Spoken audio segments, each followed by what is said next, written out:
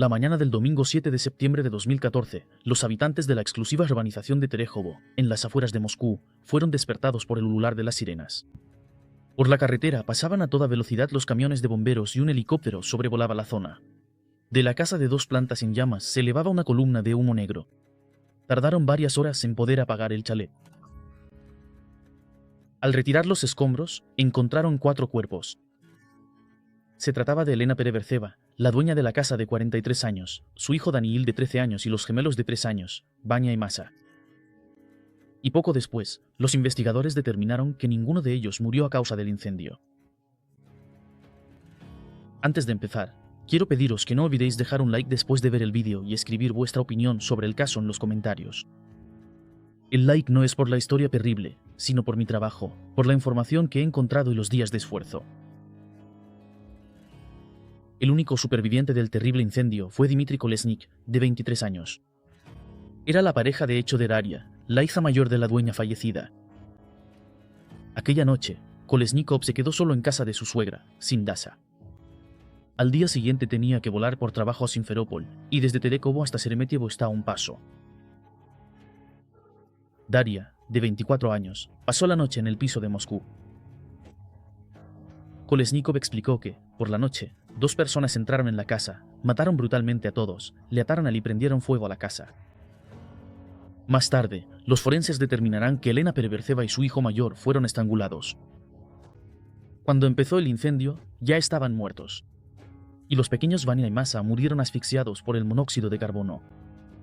Cuando todo empezó a arder, el asustado hermanito y su hermana se escondieron debajo de la cama. Así fue como los encontraron, juntos.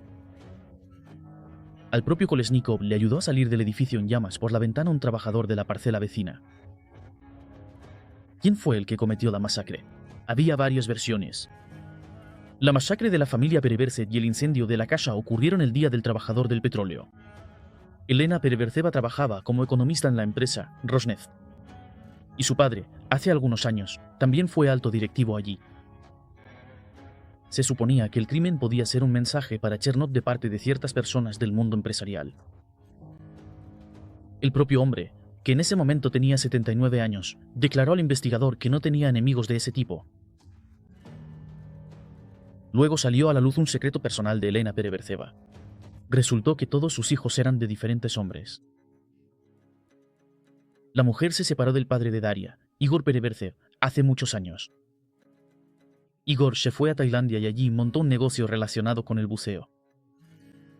Con el padre de Dani, que falleció, la mujer también convivió solo unos pocos años. Se sabe que los hijos menores de Elena nacieron mediante FIV, es decir, fertilización in vitro. Últimamente, Pereverceva salía con el empresario Oleg Samartsev, exdirector del Parque Sokolniki y director ejecutivo de la Unión de Rugbyes de Rusia. El hombre solía pasar la noche en Terekovo. Conoció a los padres de Elena y se iban juntos de vacaciones. Incluso tenía la intención de adoptar a todos sus hijos. Un detalle picante: en ese momento, Samartsev seguía casado oficialmente.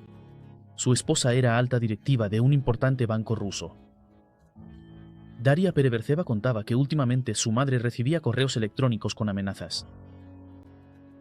La joven creía que eso venía de la esposa de Samartsev, que intentaba retener al empresario en la familia. Esto también lo confirmaban indirectamente las primeras declaraciones de Dmitry Kolesnikov. Él contaba que aquella noche dormía en una habitación del segundo piso y se despertó por los gritos. Salí corriendo de la habitación y vi que Elena Ivanova estaba tirada en el suelo. Sobre ella estaba un hombre, mostrando una tablet de la que salía una voz de mujer. Luego apareció otro hombre, y presa del pánico, salí corriendo. En la escalera tropecé, allí estaba el cuerpo de Daniil. No sé si estaba vivo o no. Un hombre me alcanzó. Después de eso, ya no recuerdo qué pasó. Recobré el conocimiento en una bañera llena de agua en el segundo piso. Tenía las manos atadas, y las habitaciones ya estaban llenas de humo. ¿De verdad una esposa celosa ordenó acabar con toda la familia? La investigación también comprobó esa versión. No encontraron cartas con amenazas en el correo de Pereverceva. Más tarde, Lyudmila Samartseva testificó como testigo en el juicio. Oleg dejó claro que se iba, dijo la mujer. No tenía sentido aferrarse a ese matrimonio. A Pereverzeva no le deseaba ningún mal. Durante varios años vivió en la casa de la familia una niñera que cuidaba de los hijos pequeños. La mujer era originaria de Moldavia. Quizá ella era la informadora. Al fin y al cabo, bandas de forasteros ya habían asaltado varias veces casas ricas en las afueras de Moscú. El día en que ocurrió el crimen, esa mujer pidió permiso a mi madre para ausentarse, contaba Daria al corresponsal. Tras la tragedia, solo la interrogaron una vez y una semana después se marchó tranquilamente a casa. Daria se pregunta por qué el investigador no profundizó en esa versión. La investigación explicó por qué no creen en los misteriosos sicarios y posiblemente ladrones. Por una razón muy sencilla. No podían pasar desapercibidos en una urbanización repleta de cámaras. Por todo el perímetro de la urbanización hay unas 100, contaba a los medios una de las vecinas de Terekovo. Incluso si suponemos que estas personas saltaron la valla por un sitio donde no hay cámaras, seguro que habrían salido en las que los propios vecinos han instalado en sus casas. Todo el recinto está vigilado. Hubo un caso en el que unos niños se pelearon en la urbanización. Averiguaron enseguida quién había empezado la pelea, simplemente revisando las grabaciones de las cámaras. Pocos días después de la tragedia, detuvieron a Dmitry Kolesnikov. Había demasiadas preguntas acumuladas sobre él. Por ejemplo, ¿por qué los asesinos le dejaron con vida? Además, el chico aseguraba que le habían atado, pero no encontraron ninguna marca en sus manos, y el trabajador que lo sacó afirmaba que Dmitry no estaba atado. Pero muy pronto, Kolesnikov confesó. Fue él quien les quitó la vida a todos. Según dijo, la noche anterior fue a casa de Elena para hablar sobre su futuro con Dasa. Los jóvenes llevaban 5 años viviendo juntos. Primero vivieron en el piso de la familia de Dasa, cerca de la estación fluvial, y luego se mudaron al centro. Justo acababan de terminar la universidad ambos. Daria se graduó en la Facultad de Historia de la Universidad Estatal de Moscú y Dmitry obtuvo su título en robótica en la Universidad Técnica Bauman. Kolesnikov solía ir a Terekovo con Dasa, jugaba con los niños y hablaba con su abuelo. El abuelo le ayudó a encontrar trabajo. Dmitry iba a empezar su carrera trabajando como montador en una plataforma petrolífera cerca de Astrakhan, y antes de eso tenía que volar para una entrevista, precisamente el día en que ocurrió todo. La víspera, Dmitry había comprado un anillo de compromiso para Dasa. En la reconstrucción de los hechos, él lo explicó. Saqué el anillo del bolsillo y le dije a la tía Elena que quería pedirle matrimonio a Dasa. Ella dijo que no podía haber ninguna propuesta de matrimonio. Porque, según ella, vengo de una familia insignificante, pobre, miserable, que mi padre es un pringado, sin estudios universitarios, que en realidad Daska solo está conmigo para pasar el rato, nada más. Luego se pone a llorar, cuenta que perdió el control, cogió una botella de champán y golpeó a su suegra en la cabeza. Asustado de que ella fuera a denunciarle a la policía, buscó una cuerda y la estranguló. Al oír el ruido, llegó corriendo Daniil, medio dormido. A él también le quitó la vida. Después se quedó sentado varias horas, pensando qué hacer a continuación. Pensó en quitarse la vida, pero al final decidió prender fuego a la casa. Encontró líquido para encender fuego en el trastero. Daria no podía creer que su amado fuera capaz de hacer algo así. A Dima no le encontraron ni rasguños ni arañazos. Es imposible imaginar que se pueda estrangular a una persona sin que haya lucha, y más aún teniendo en cuenta que la madre era más corpulenta que Dima. En ese momento él pesaba unos 67 kilos, su madre 73.